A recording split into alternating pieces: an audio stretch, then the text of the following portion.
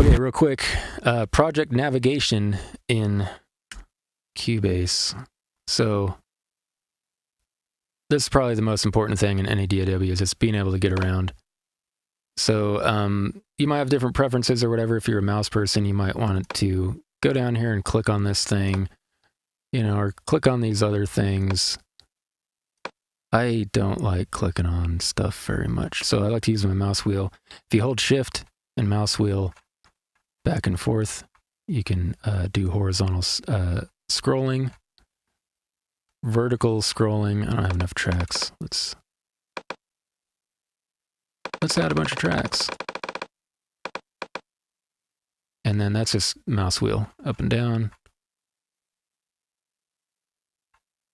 Zooming is the command key or control if you're on Windows. Also using the mouse wheel.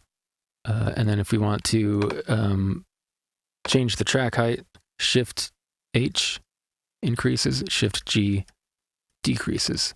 If you want to maximize the height of a particular track, just highlight it, hit the button Z, it'll minimize the other ones, hit it again, and it'll minimize it so you have all of them uniform. So that can be handy if you're like, man, I just want to zoom out. Give Z a double tap and you're zoomed out. Oh, if you want to zoom in on a waveform, that is Option G and H. That's the basic navigation. That's how to get around. One quick note about navigation. If you are coming from Pro Tools, you may already be used to this, but each track is split into two. You've got a lower zone, which has the normal selector cursor, and then if you go up to the top half of the track, it switches to this, I forget what they call it, range tool. And you can do different things. One of the things I like about this range tool is you can delete stuff with it. Anything that it's covering up like that.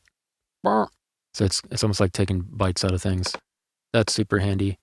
And then if you need to select things, you just have to be on the lower part of any track. So that's how that works. Okay, so you've got the mixer view.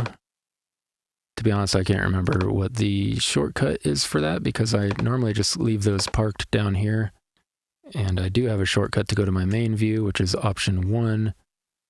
This is my main default view. And then Option 2 is that mixer. Option 3 is this other mixer. Cubase, you've got two different mixers. Oh, dang. It looks like you can have like 4 mixers now. That might be a new feature. I don't know. Yeah, it's cool. It's a cool feature. So you can have different mixers showing different things, like in different configurations.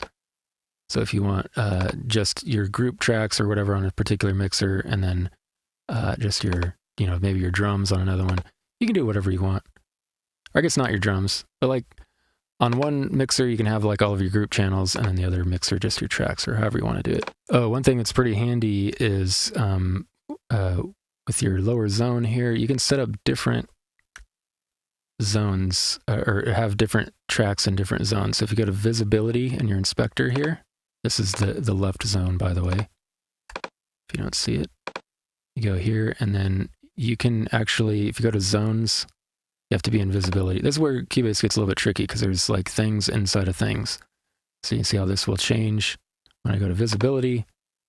Now I have another thing called zones. And this is cool because you can put different tracks in different places. So like maybe you want this on the left side. Maybe you want track 14 way over here. Maybe you want a couple of these here. And then so you can kind of leave things. They'll kind of like scroll as you, I don't have enough tracks in here. Let's add some more tracks. Okay, so you will notice with all of these tracks here that all of these, the ones that I put on the left side, they stay there. And this one over here, track 14, it is still on the right. So that can be kind of handy if you've got like something that you always want to have over here. Like normally I have like a monitoring and reference track that I want to have that accessible pretty much all the time. And then I'll have my main, like my master bus and groups and everything like that over here.